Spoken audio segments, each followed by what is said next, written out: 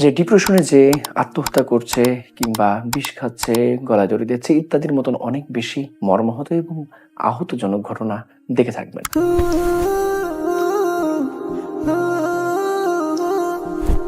আমাদের লাইফে এমন একটা সময় আসে যখন আমরা অনেক বেশি ডিপ্রেশনে চলে যাই এবং এতটা বেশি ডিপ্রেশনে চলে যায় যে ডিপ্রেশন থেকে বের হতে গেলে মোটামুটি অনেক বেশি বেগ পেতে হয়। এমনও তো আছে, আমরা যদি অনলাইনে বিভিন্ন নিউজ পোর্টালে দেখি তাহলে বুঝতে পারবেন যে ডিপ্রেশনে যে আত্মহত্যা করছে কিংবা বিষ খাচ্ছে, গলায় দড়ি দিচ্ছে ইত্যাদির মতন অনেক বেশি মর্মাহত এবং আহতজনক ঘটনা দেখে থাকবেন। ডিপ্রেশনটা বলা চলে একরকম একটা ভয়ানক ব্যাধি, যে ব্যাধিটা জন্মসূত্র লগ্ন থেকে আসে না।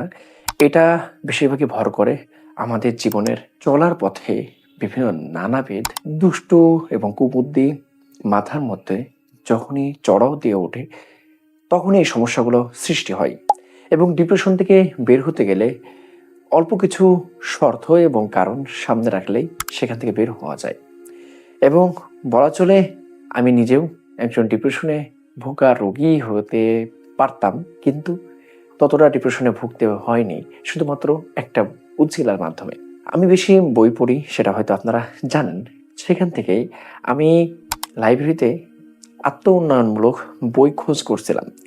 তো সেটা খোঁজ করতে গিয়ে আমার চোখে বাঁধে গাজী মিজানুর রহমান স্যারের একটি চমৎকার বই, যার পর থেকে ওনাকে ওনার ফেসবুক এবং ওনার প্রোফাইল ইত্যাদি ইত্যাদি যত রকম সোশ্যাল অ্যাকাউন্ট আছে সেখানে ফলো করতে থাকি। এই লোকটা এত চমৎকারভাবে কথা লেখে যা আসলে একজন ডিপ্রেশনের রোগীকে ডিপ্রেশন থেকে বের করে আসার জন্য অনেক বেশি মোটিভেট এবং সাহায্য করবে।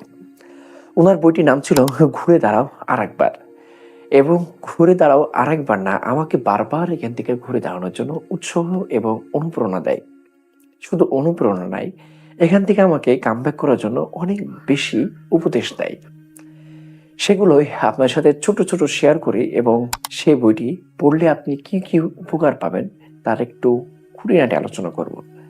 তার আগে বই সম্পর্কে ছোট্ট একটা কথা আপনাদেরকে পড়ে শোনাই। মানুষের মনের ভিতর যদি ভালো কিছু করার জিদ একবার চেপে বসে আর সে যদি লক্ষ্যকে ঠিক রেখে পরিশ্রম করে যায়, তাহলে কিছুদিন আগে বা পরে তার জীবনের সফলতা আসবেই আসবে এবং আসতে বাধ্য। এই কথাটুক আমাকে বইটি ভিতরে খুলতে বাধ্য করছে। ভিতরে প্রথম ফ্লাবে লেখা ছিল, আমাদের মধ্যে অনেক ধরনের হতাশা কাজ করে।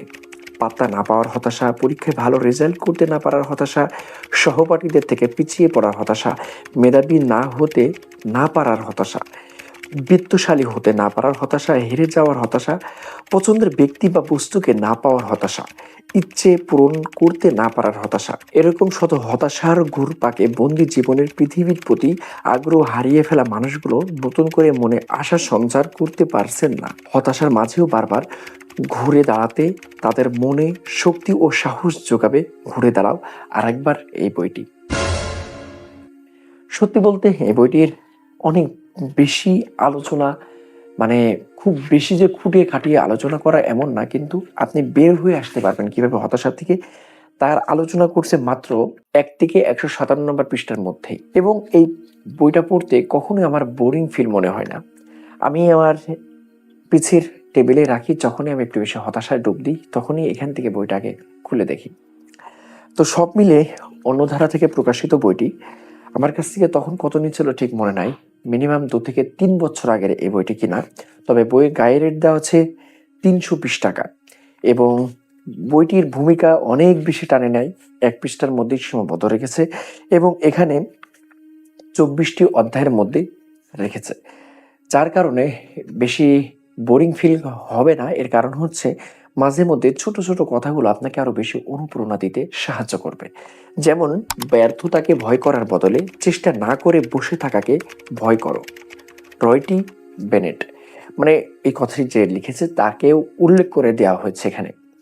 তো বইটি এভারেজ যদি আমি বলি, হ্যাঁ, একজন হতাশা ব্যক্তি মানুষের জন্য এবং সে তার লক্ষ্যকে ঠিক রেখে জীবনে একটা ভালো রকম অর্জন করতে যদি চায়, তার জন্য এই বইটি হতে পারে 10-এ 10। তো যাই হোক, আপনি যদি কখনো হতাশায় পড়েন এবং সেখান থেকে উত্তোলনের কোনো রাস্তা না খুঁজে পান, তার জন্য ঘুরে দাঁড়াও আর একবার। গাজী মিজানুর রহমান আছে।